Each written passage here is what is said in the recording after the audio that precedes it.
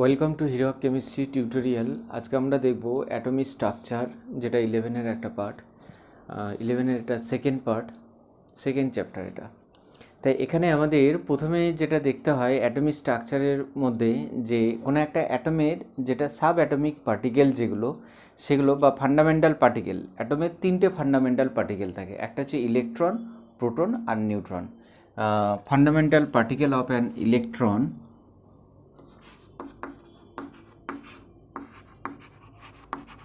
Fundamental particle of an atom. একটা হচ্ছে electron আর একটা হচ্ছে প্রোটন আর একটা হচ্ছে নিউট্রন।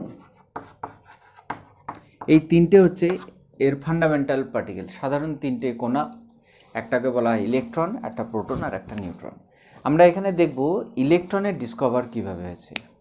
তার আগে ইলেকট্রন ডিসকভার দেখার আগে আমরা দেখব ক্যাথোড রে এক্সপেরিমেন্টটা কী। Very very important cathode ray experiment, কারণ ক্যাথোড রে এক্সপেরিমেন্ট থেকে কোশ্চেন প্রায়ই আসে। তা আমরা ভালো করে বুঝবো ক্যাথোড রে এক্সপেরিমেন্টটা কী। এখানে দেখো একটা ছবি এখানে ড্র করা হয়েছে। এই ছবিটা হচ্ছে ক্যাথোড রে এক্সপেরিমেন্টের, এটা ডিসচার্জ টিউব এক্সপেরিমেন্ট বলা হয় এটাকে বলা হয় discharge tube experiment. Discharge tube experiment বলা হয়। ডিসচার্জ টিউব এক্সপেরিমেন্ট বলা হয়। এই ডিসচার্জ টিউব এক্সপেরিমেন্ট সেটা করে উইলিয়াম ক্রুকস প্রথম ডিসচার্জ টিউব এক্সপেরিমেন্ট করে, বা ক্যাথোড রে এক্সপেরিমেন্টটা করে উইলিয়াম ক্রুকস। কি করেছে সে, দেখো এখানেই একটা কাঁচের একটা নল নিয়েছে। সেই কাঁচের নলের মধ্যে সে একটা দিকে একটা ইলেকট্রোড রেখেছে আর একদিকে আর একটা ইলেকট্রোড রেখেছে। দুটো ইলেকট্রোডের মধ্যে একটা ইলেকট্রোডকে ব্যাটারির নেগেটিভ পোলের সঙ্গে কানেক্ট করেছে, যার নাম দিয়েছে ও ক্যাথোড। আর একটা ইলেকট্রোডকে ব্যাটারির পজিটিভ পোলের সঙ্গে কানেক্ট করেছে, যার নাম দিয়েছে অ্যানোড। তাহলে যেটার ব্যাটারির নেগেটিভ পোলের সঙ্গে কানেক্ট আছে সেটা হচ্ছে ক্যাথোড, আর যেটা ব্যাটারির পজিটিভ পোলের সঙ্গে কানেক্ট আছে সেটা হচ্ছে অ্যানোড। নাম্বার 1। নাম্বার 2 হচ্ছে, এখানে যখন ডিসচার্জ টিউবের ক্যাথোড রে এক্সপেরিমেন্ট যখন করা হয় তখন এর মধ্যে একটা গ্যাস রাখা হয়। যে কোনো গ্যাস হতে পারে। যখন গ্যাসটাকে রাখা হয় তখন এর মধ্যে প্রেশারটা একদম মিনিমাম প্রেশার রাখা হয়, ন্যূনতম প্রেশার রাখা হয়। সেই প্রেশারটা কত? 0.01 millimetre Hg. 0.01 millimetre Hg pressure, খুব সামান্য একটা প্রেশার রাখা হয়। আর এখানে গ্যাসটাকে বের করার জন্য একটা ভ্যাকুয়াম টিউব এখানে একটা লাগানো থাকে। এখানে একটা ভ্যাকুয়াম পাম্প লাগানো থাকে। এই ভ্যাকুয়াম পাম্পটা দিয়ে এখানে কি হয়, গ্যাসটাকে এখান থেকে বের করে দেওয়া হয়। গ্যাসটাকে বের করে দেওয়ার সময় চেক করে নেওয়া হয় যে এখানে প্রেশারটা কত আছে। যখন প্রেশার 0.01 মিলিমিটার এইচজি যখন হয়ে যাবে তখন এটাকে লক করে দেওয়া হবে। ক্লিয়ার? নাম্বার 1, ন্যূনতম প্রেশার রাখা হয়, যেটা 0.01 মিলিমিটার প্রেশার। নাম্বার 2 হচ্ছে, যখন ক্যাথোড রে আর অ্যানোড রে যে এক্সপেরিমেন্ট যেটা করা হয় ডিসচার্জ টিউবের, এর মধ্যে কারেন্ট যেটা ফ্লো করা হয় সেটা হাই ভোল্টেজ কারেন্ট ফ্লো করা হয়। Number 1, high voltage current flow করা হয়। নাম্বার 2, এর প্রেশার যেটা মিনিমাম প্রেশার রাখা হয়। হাই ভোল্টেজ কারেন্ট কোনটা? এটাকে ডিসি কারেন্ট ইউজ করা হয়, ডাইরেক্ট কারেন্ট ইউজ করা হয়। আর 1000 ভোল্টের এখানে কারেন্টকে ইউজ করা হবে। ডিসি 1000 ভোল্ট, এটা হাই ভোল্টেজ, এটা কিন্তু হাই ভোল্টেজ, এটা কিন্তু হাই ভোল্টেজ কারেন্ট ইউজ করা হবে। Clear? The DC high voltage 1000 ভোল্টের এখানে কারেন্ট ইউজ করা হবে। নাম্বার 2 এটা।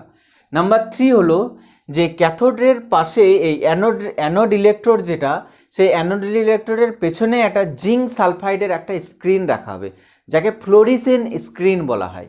এখানে জিঙ্ক সালফাইডের একটা স্ক্রিন রাখা হবে ঠিক অ্যানোডের পেছনে, এই নলের এখানে। ক্লিয়ার? যখন আর এটার কালার হয়ে যাবে গ্রিনিশ কালার। এখানে অ্যানোডের পেছনে যে স্ক্রিনটা যেটা রাখা হবে জিঙ্ক সালফাইডের, যেটাকে বলা হয় গ্রিনিশ, যে ফ্লোরিসেন্ট স্ক্রিন বলা হয়, তার কালারটা হবে গ্রিন কালার। কখন গ্রিন কালার হবে সেটা আমরা পরে বুঝতে পারবো। এই চলে গেল আমার কনস্ট্রাকশন, বা কিভাবে টিউবটাকে বা এক্সপেরিমেন্টটাকে কিভাবে জিনিসটাকে তৈরি করা হবে, এই চলে গেল। এখানে কি হয়, যখন হাই ভোল্টেজ কারেন্ট পাঠানো হয় তখন দেখা যায় যে ক্যাথোড থেকে অ্যানোডের দিকে অনেকগুলো রে বেরিয়ে চলে যাচ্ছে। ক্যাথোড থেকে অ্যানোডের দিকে অনেকগুলো রে চলে যাচ্ছে। রেগুলো যাওয়ার ফলে এখানে যে স্ক্রিন যেটা রাখানো হয়েছে সেই জিঙ্ক সালফাইডের ফ্লোরিসেন্ট স্ক্রিন যেটা, সেটা গ্রিন কালারের জ্বলে ওঠে, গ্লো করে, ওইভাবে আলোটা দেয়। তখন আমরা বুঝতে পারছি যে এখান থেকে কিছু একটা যাচ্ছে, যার জন্য এ জ্বলছে। ক্লিয়ার? এই চলে গেল এর এক্সপেরিমেন্ট, যে ক্যাথোড থেকে অ্যানোডের দিকে কিছু যাচ্ছে, যাওয়ার ফলে কি হয়, অ্যানোডের পেছনে যে স্ক্রিন লাগানো আছে সেটা গ্রিন কালারের দেখতে পাওয়া যায়, গ্রিনিশ কালার, যেটা জিঙ্ক সালফাইডের থাকে, ফ্লোরেসেন্ট স্ক্রিন লাগানো থাকে। এই চলে গেল এক্সপেরিমেন্টের কাজ। এবার এর ফলে অবজারভেশন আমরা কি পেয়েছি? অবজারভেশন 1 নম্বর দেখো, ক্লিয়ার? অবজারভেশন 1 নম্বর দেখো, যে যখন আমরা যখন দেখলাম, আমরা 1 বাই 1 প্রত্যেকটা পয়েন্ট আমরা এখানে কপি করব, যে অবজারভেশনটা কি দেখতে পেয়েছি। ঠিক, আমরা আরেকবার বলে দিচ্ছি যে এখানে একটা ডিসচার্জ টিউবকে এখানে লাগানো হয়েছে, যার একটাকে ক্যাথোড ইলেকট্রোড আর একটা অ্যানোড ইলেকট্রোড। ক্যাথোড ইলেকট্রোড যেটা ব্যাটারির নেগেটিভ পোলের সঙ্গে, আর অ্যানোড ইলেকট্রোড ব্যাটারির পজিটিভ পোলের সঙ্গে। যখন আমরা এখানে যে ভোল্টেজ যেটা দেবো সেটা হাই ভোল্টেজ হবে, 1000 ভোল্টের কারেন্ট এখানে ফ্লো করা হবে। আর এর মধ্যে প্রেশার যেটা রাখা হবে, খুব ন্যূনতম প্রেশার রাখা হবে, 0.01 মিলিমিটারের একটা প্রেশার রাখা হবে। আর এখানে যে কোনো গ্যাস আমরা রাখতে পারি। একটা দেখো, যখন আমরা এখানে গ্যাস যখন রাখি আর এর মধ্যে যখন কারেন্ট ফ্লো যখন করা হয়, যে কোনো ধরো হাইড্রোজেন যদি হয়, হাইড্রোজেন গ্যাসকে যখনই এর মধ্যে ভরবো আর কারেন্ট যখনই ফ্লো করবো, তখন হাইড্রোজেন কি করবে, হাইড্রোজেন সে তার একটা ইলেকট্রন রিলিজ করে দিয়ে H+ কনভার্ট হবে। একটা ইলেকট্রন রিলিজ করে দিয়েছে। এই যে নেগেটিভ চার্জ যেগুলো, সেগুলো যাবে। কথাটা বোঝা গেল? এই যে নেগেটিভ চার্জ যেটা, সেটা এটা ইলেকট্রন কিনা আমরা পরে বুঝতে পারবো, কিন্তু H+ হাইড্রোজেন একটা ইলেকট্রন রিলিজ করে H+ হলো আর একটা ইলেকট্রন তৈরি করলো। ঠিক, এবার এইগুলো যখনই আমরা কারেন্ট ফ্লো করব তখন এই ডিসচার্জ হয়ে যাবে। ডিসচার্জ হয়ে গেলে একটা ক্যাটায়ন ফর্ম করবে আর একটা ইলেকট্রন ফর্ম করবে। এবার দেখব কে যাবে। এবার 1 বাই 1 এদের অবজারভেশন দেখব। 1 নম্বর অবজারভেশন দেখো, লেখা আছে এখানে যে এই রে ক্যাথোড থেকে অ্যানোডের দিকে গেলে সরলরেখা বরাবর যায়। আমরা যে ছবিটা যেটা এঁকেছিলাম সেই ছবিটা দেখো, এখানে যদি শর্টে যদি একটু আঁকি, যদি তাহলে এখানে এটা ছিল আর এখানে ছিল, এখান থেকে রেগুলো এইভাবে যাচ্ছিল। ক্লিয়ার? এখান থেকে রেগুলো এইভাবে যাচ্ছিল। তাহলে এখান থেকে এটা চলে গেল ক্যাথোড আর এটা চলে গেল অ্যানোড, এটা চলে গেল পজিটিভ আর এটা চলে গেল নেগেটিভ। ক্যাথোড থেকে অ্যানোডের দিকে সরলরেখা বরাবর যায়। ক্লিয়ার? 1 নম্বর। এখানে ছবিতে দেখতে পাচ্ছি যে ক্যাথোড যেটা সেটা নেগেটিভ এবং অ্যানোড যেটা সেটা পজিটিভ, এবং ক্যাথোড রে অ্যানোডের দিকে যখন যাচ্ছে অ্যারো সাইনগুলো দেখতে পাচ্ছি স্ট্রেট লাইনে আছে, অর্থাৎ অ্যারো সাইন স্ট্রেট লাইন থাকার কারণে বোঝা আমাদের সুবিধা হচ্ছে যে ক্যাথোড রে সবসময় অ্যানোডের দিকে স্ট্রেট লাইন অর্থাৎ সরলরেখা বরাবরই যায়।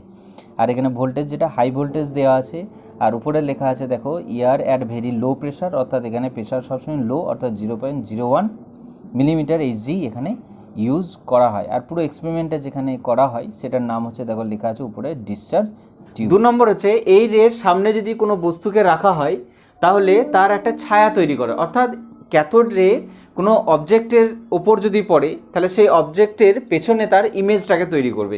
কীরকম বলি, সাপোজ ধরো এই রেটা যাচ্ছে, এর সামনে যদি আমি এই একটা বস্তুকে যদি রেখে দিই, ক্লিয়ার? এই বস্তুটাকে যদি এখানে রেখে দিই তাহলে এর একটা ইমেজ একটা এখানে তৈরি করবে, এর একটা এখানে একটা ইমেজ তৈরি করবে। বুঝতে পারলাম? এই অবজেক্টটা ক্যাথোড রে যখনই এর উপরে পড়বে এই অবজেক্টের পেছনে এর একটা ঠিক ইমেজ তৈরি করতে পারবে। নাম্বার চলে গেল 2। একটা যে কোনো একটা অবজেক্ট একটা দেখা যাচ্ছে ফ্যানের মতো আমরা রেখেছি, সেই অবজেক্টের উপরে যখন ক্যাথোড রেটা যখন পড়ছে ঠিক তার পেছনেই আমরা দেখতে পাচ্ছি যে shadow of the metal cross, অর্থাৎ মেটালের ওই অবজেক্টটার একটা এখানে শ্যাডো তৈরি হচ্ছে, অর্থাৎ এখানে বোঝা যাচ্ছে যে ক্যাথোড রে তাহলে কোনো অবজেক্টের উপরে পড়লে সেটা একটা ইমেজ বা শ্যাডো তৈরি করতে পারে। নাম্বার 3 হচ্ছে এই রে চৌম্বক ক্ষেত্রের প্রভাবে বিক্ষিপ্ত হয়ে যায়, অর্থাৎ সাপোজ ধরো এটা চলে যাচ্ছে ক্যাথোড রে, এখানে তুমি ম্যাগনেটিক ফিল্ড তৈরি করেছো, এর এখানে ধরো অ্যানোডটাকে আমি এই জায়গাতে রেখেছি, এখানে রেখেছি আমি অ্যানোডটাকে। ক্লিয়ার? এটা আছে আমার ক্যাথোড, এটা আছে ক্যাথোড রে যাচ্ছে এইদিকে, এখানে ম্যাগনেটিক ফিল্ড তৈরি করেছি, এই রেটা সোজা আর না গিয়ে এখানেও একটা ধরো অ্যানোড আছে, এখানেও ধরো অ্যানোডটাকে রেখেছি, এই সোজা না গিয়ে ও কি করবে, এই দিকে চলে যাবে। তার কারণ এখানে ম্যাগনেটিক ফিল্ড যেহেতু আছে, এদিকে না গিয়ে এ বিক্ষিপ্ত হয়ে যাচ্ছে, সেই জন্য এটাকে বলছে ক্যাথোড রে ম্যাগনেটিক ফিল্ডের প্রভাবে সে বিক্ষিপ্ত হয়, ডিফ্লেকশন হয়ে যায়, বিক্ষিপ্ত হয়। এখানে দেখা যাচ্ছে যে আমি ওখানে বললাম যে ম্যাগনেটিক ফিল্ড, ঠিক একইভাবে যদি এখানে ইলেকট্রিক ফিল্ডও যদি রাখা হয় তাহলে দেখা যায় সেখানে ক্যাথোড রে ডিফ্লেকশন হয়। ডিফ্লেকশন হওয়ার ফলে দেখা যাচ্ছে যে ক্যাথোড রেটা অ্যানোডের দিকে আর অত দূরে না গিয়ে ডিফ্লেকশন হওয়ার ফলে তার দিকে চলে আসছে। কারণ দেখো নিচে এখানে ইলেকট্রিক ফিল্ডের জায়গাতে এখানে পজিটিভ আছে, যেহেতু ক্যাথোড রে নেগেটিভ তাই পজিটিভ দিকে আসছে এবং এখানে গ্লো করে যাচ্ছে। 4 নম্বর পয়েন্ট বলছে এই রে ব্যবহৃত ইলেকট্রোড ও গ্যাসের প্রকৃতির উপর নির্ভর করে না। অর্থাৎ আমরা এখানে ইলেকট্রোড কি ইউজ করছি, এখানে ক্যাথোড কি ইউজ করছি, এখানে অ্যানোড কি ইউজ করছি, তার প্রপার্টির ওপর, প্রকৃতির ওপর নির্ভর করবে না। এখানে কি ধরনের গ্যাস আমি ইউজ করেছি তার প্রকৃতির উপর বা তার নেচারের উপর ডিপেন্ড করবে না। সেই জন্য বলছে যে এই রে ব্যবহৃত ক্যাথোড ও গ্যাসের প্রকৃতির উপর নির্ভর করে না। যে কোনো ইলেকট্রোড ইউজ করা যেতে পারে, যে কোনো গ্যাস ইউজ করা যেতে পারে। যে গ্যাসের নেচার বা ইলেকট্রোডের নেচারের জন্য যে ক্যাথোড রে তার নেচার চেঞ্জ করে দেবে, এটা কিন্তু হবে না। এই রে কোনো বস্তুর ওপর পড়লে তার উপর বল প্রয়োগ করতে পারে। অ্যাকচুয়ালি এটা কীরকম জিনিস, যে সাপোজ ধরো এই যেটাকে দিয়েছি, এটা ধরো একটা ফ্যান লাগানো আছে, ঠিক ক্যাথোড রে যখনই পড়বে এই ফ্যানটাকে কি করবে, ঘোরাতে শুরু করবে, এই ফ্যানটাকে ঘোরাতে শুরু করবে। সেই জন্য বলছে কোনো বস্তুর ওপর পড়লে তার উপর বল প্রয়োগ করে। অর্থাৎ ক্যাথোড রে তাহলে ভরবেগ আছে, ক্যাথোড রে ক্ষুদ্র ক্ষুদ্র কণার সমন্বয়ে গঠিত। তাহলে ক্লিয়ার?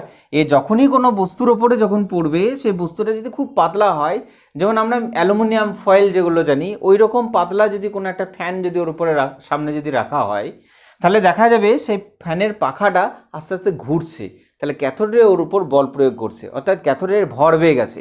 ভরবেগ আছে মানে তাহলে ক্যাথোড রে ক্ষুদ্র ক্ষুদ্র কণার সমন্বয়ে গঠিত। এই চলে গেল অবজারভেশন। বলের মতো যে অবজেক্ট আছে সেই অবজেক্টের উপরে ক্যাথোড রে যখনই পড়বে তখন বলটা কি করবে, আস্তে আস্তে মুভ করতে শুরু করে দেবে।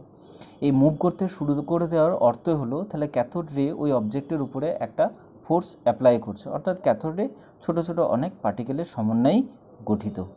এই চলে গেল অবজারভেশন। এই অবজারভেশন আসার পর বিজ্ঞানী জে জে থমসন কি করে, এই অবজারভেশন আসার পর বিজ্ঞানী জে থমসন এর প্রথম নাম দিয়ে দেয় নেগেট্রন। জে থমসন এর নাম দেন নেগেট্রন। জে থমসন এর নাম দেন, যেহেতু এটা ক্যাথোড থেকে অ্যানোডের দিকে যাচ্ছে, আর ক্যাথোড হচ্ছে নেগেটিভ ইলেকট্রোড আর অ্যানোড হচ্ছে পজিটিভ ইলেকট্রোড, তাহলে নিশ্চয়ই এখানে যে কণা যেগুলো আছে সেগুলো নেগেটিভ চার্জের কণা। কথাটা বোঝা গেল? যে ক্যাথোড হচ্ছে নেগেটিভ আর অ্যানোড হচ্ছে পজিটিভ, তাহলে নেগেটিভ থেকে পজিটিভের দিকে যাচ্ছে। নেগেটিভ থেকে পজিটিভের দিকে কে যাবে? যে নিজে নেগেটিভ চার্জ হবে, তবেই তো পজিটিভের দিকে যাবে। সেই জন্য একে নাম দেন এর নেগেট্রন, এর নাম দেন নেগেট্রন। ক্লিয়ার? সেকেন্ড, এর পরে এর নামটা একটু চেঞ্জ হয়ে যায়, সায়েন্টিস্ট স্টোনি। কি নাম? স্টোনি। সায়েন্টিস্ট স্টোনি এর পরে নাম দিয়ে দেন ইলেকট্রন। ক্লিয়ার? সায়েন্টিস্ট স্টোনি এর নাম দেন ইলেকট্রন। প্রথমে কে এক্সপেরিমেন্টটা করে? উইলিয়াম ক্রুক্স। সেখান থেকে অনেক অবজারভেশনগুলো নিয়ে এসে ব্যাখ্যা করে কে? জে থমসন ব্যাখ্যা করেন বলে যে ক্যাথোড রে যেটা যাচ্ছে সেগুলো হচ্ছে নেগেটিভ চার্জের, সেই জন্য তার নাম দিয়ে দেন নেগেট্রন। পরে সায়েন্টিস্ট স্টোনি এর নামটা দেন ইলেকট্রন বলে।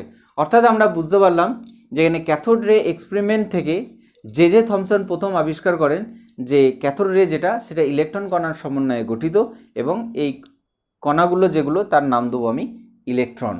ক্লিয়ার? অর্থাৎ জে থমসন ইলেকট্রনকেই আবিষ্কার করেন।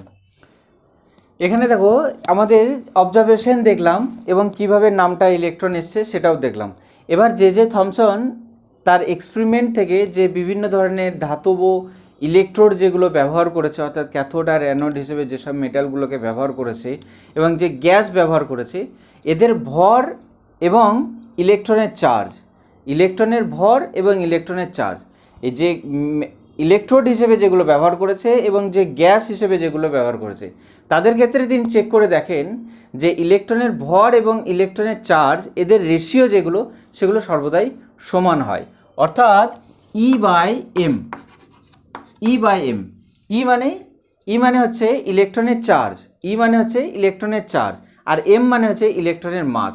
আর ই বাই এম রেশিও যেটা প্রত্যেকটা ইলেকট্রোড এবং প্রত্যেকটা গ্যাসের ক্ষেত্রে দেখা যায় সেম হয়। এই ভ্যালুটা ভেরি ভেরি ইম্পর্টেন্ট। বা e by M ratio, e by M ratio যেটা, সেটা 1.76 into 10⁻11 coulomb per KG, 1.76 into 10⁻11 coulomb per KG. Clear? এটা হচ্ছে ইএম রেশিও। বা এটাকে আমরা লিখতে পারি, যদি আমরা এটাকে এসআই লিখলাম, যদি সিজিএসে যদি লিখি তাহলে কি লিখবো, 1.76 ইন্টু 10⁸ কুলম পার গ্রাম। মনে রাখবো কোন, এটা কার ভ্যালু, জে থমসন যে বিভিন্ন ধাতব ইলেকট্রোড এবং গ্যাস যেটা ইউজ করেছেন, তাদের ইলেকট্রনের ভর এবং ইলেকট্রনের মাস, ইলেকট্রনের ভর এবং ইলেকট্রনের চার্জ, এদের যে রেশিও যেটা, সেই রেশিওটা দেখা যায় সব ক্ষেত্রে সমান হয়। তার রেশিওটা কত, 1.76 ইন্টু 10⁸ কুলম পার গ্রাম, 1.76 ইন্টু 10⁻11 কুলম পার কেজি। ওকে, এই ভ্যালুটা মনে রাখবো। এখন দেখো আমরা ইলেকট্রনের মাস কিভাবে বের করব। ইলেকট্রনের মাস বের করা হয় ইলেকট্রনের চার্জ আর ই বাই এম এর রেশিও থেকে, ইলেকট্রনের চার্জ আর ইলেকট্রনের ই বাই এম এর রেশিও থেকে। সেটা কি, এখানে দেখো ইলেকট্রনের মাস বের করা হয় ই বাই ইলেকট্রনের charge by E by M ratio. এখান থেকে বের করা হবে ইলেকট্রনের মাস বের করা হবে, mass of electron, mass of an electron, ইলেকট্রনের মাস, ইলেকট্রনের চার্জ আর ই বাই এম রেশিও থেকে বের করা হবে ইলেকট্রনের মাস বের করা হবে। ইলেকট্রনের মাস যেটা, সেটা হচ্ছে 9.1 ইন্টু 10⁻³ কেজি, 9.1 ইন্টু 10⁻³ কেজি মনে রাখবো। আর ইলেকট্রনের চার্জ যেটা সেটা মনে রাখবো -1.6 ইন্টু 10⁻19 কুলম। এই ভ্যালু দুটোকে অবশ্যই মনে রাখবো, ইলেকট্রনের চার্জ মাস আর ইলেকট্রনের চার্জ। এটাকে প্রায় কোশ্চেনে দেয় যে ই বাই এম রেশিওটার ভ্যালু কত, 9.1 ইন্টু 10⁻³ কেজি, আর ইলেকট্রনের চার্জ যেটা, সেটা হলো -1.6 ইন্টু 10⁻19 কুলম। নেক্সট এখানে আমরা আরেকটা জিনিস দেখব যে অ্যানোড রে এক্সপেরিমেন্ট, ক্যাথোড রে এক্সপেরিমেন্ট থেকে ইলেকট্রন ডিসকভার হয়েছে যেটা জে থমসন করে, এবং অ্যানোড রে এক্সপেরিমেন্ট থেকে গোল্ডস্টেইন আবিষ্কার করে, গোল্ডস্টেইন অ্যানোড রে এক্সপেরিমেন্ট করেন, এবং প্রোটন পরে আবিষ্কার করে দেয় রাদারফোর্ড, তার এক্সপেরিমেন্ট থেকে প্রোটনকে আবিষ্কার করে। কিন্তু অ্যানোড রে এক্সপেরিমেন্ট করে গোল্ডস্টেইন, এবং প্রোটন যেটা ডিসকভার করে সেটা রাদারফোর্ড, মনে রাখতে হবে। অ্যানোড রে এক্সপেরিমেন্ট করেন গোল্ডস্টেইন, কিন্তু প্রোটন ডিসকভার করেন রাদারফোর্ড। কীরকম, সেমি এখানে কনসেপ্ট এটা, যে এটা চলে গেল একটা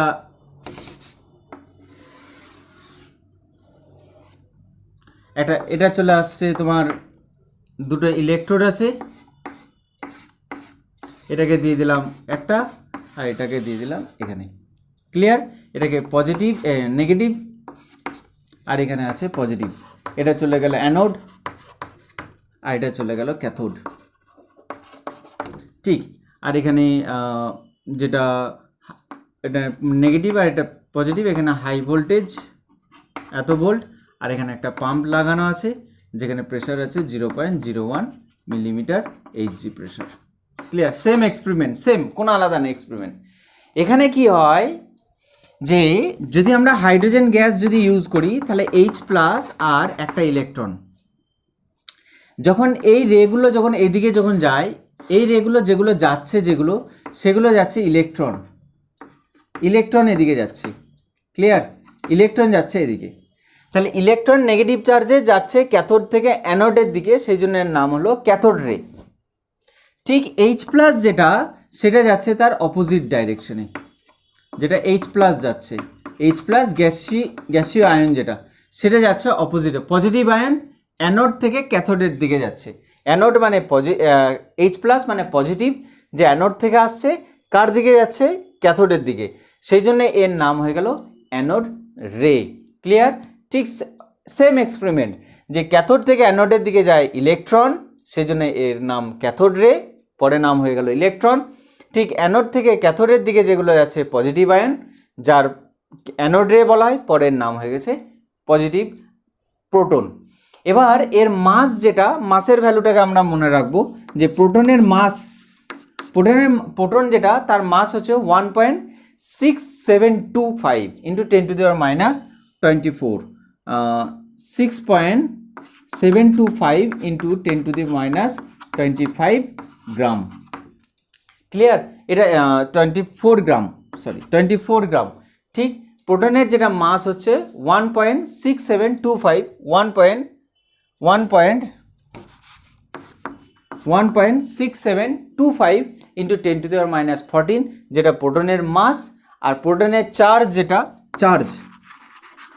প্রোটনের চার্জ যেটা ইলেকট্রনের সমানই, কিন্তু এখানে পজিটিভ সাইন আসবে, 1.6 ইন্টু 10⁻⁻19 কুলম্ব। বোঝা গেল? বাকি সব প্রপার্টি ওর যেমন অবজারভেশন ছিল, এরও অবজারভেশন সেম আছে, শুধু এখানে একটা আলাদা আছে, যে ক্যাথোডের ক্ষেত্রে যে ইলেকট্রোড যেটা, তার প্রকৃতির উপর নির্ভর করে না ক্যাথোড রে, এবং যে গ্যাস ইউজ করছি তার প্রকৃতির উপর নির্ভর করে না। কিন্তু অ্যানোড রের ক্ষেত্রে গ্যাসের প্রকৃতির উপর নির্ভর করে। সেটা কেন? তার কারণ হচ্ছে, দেখো এখানে যদি আমরা সাপোজ ধরো এখানে অক্সিজেন ইউজ করতাম, তাহলে অক্সিজেন যদি একটা ইলেকট্রন যদি ছেড়ে দেয়, তাহলে ও প্লাস, আর এখানে একটা ইলেকট্রন। আর যদি হাইড্রোজেন যায়, তাহলে হাইড্রোজেন গেলে যাবে H প্লাস প্লাস একটা ইলেকট্রন। এখানে ও প্লাসের ক্ষেত্রে নাম্বার অফ প্রোটন যেটা, সেটা হচ্ছে 8। হাইড্রোজেনের ক্ষেত্রে নাম্বার অফ প্রোটন যেটা একটা। তাহলে এখানে দেখো, এখানে প্রোটন আলাদা, এখানে প্রোটন আলাদা, কিন্তু এখানেও ইলেকট্রন, এখানেও ইলেকট্রন। ক্লিয়ার? সেই জন্য দুটোর ক্ষেত্রে ইলেকট্রন, সেই জন্য ক্যাথোড রে গ্যাসের প্রকৃতির উপর নির্ভর করে না। কিন্তু অ্যানোড রের ক্ষেত্রে দুটোর ক্ষেত্রেই এর কাছে প্রোটন 8টা, এর কাছে প্রোটন একটা, তাহলে প্রোটনের চেঞ্জ হয়ে যাচ্ছে। সেই জন্য অ্যানোড রে গ্যাসের প্রকৃতির উপর নির্ভর করে।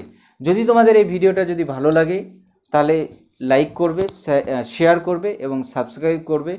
Thank you.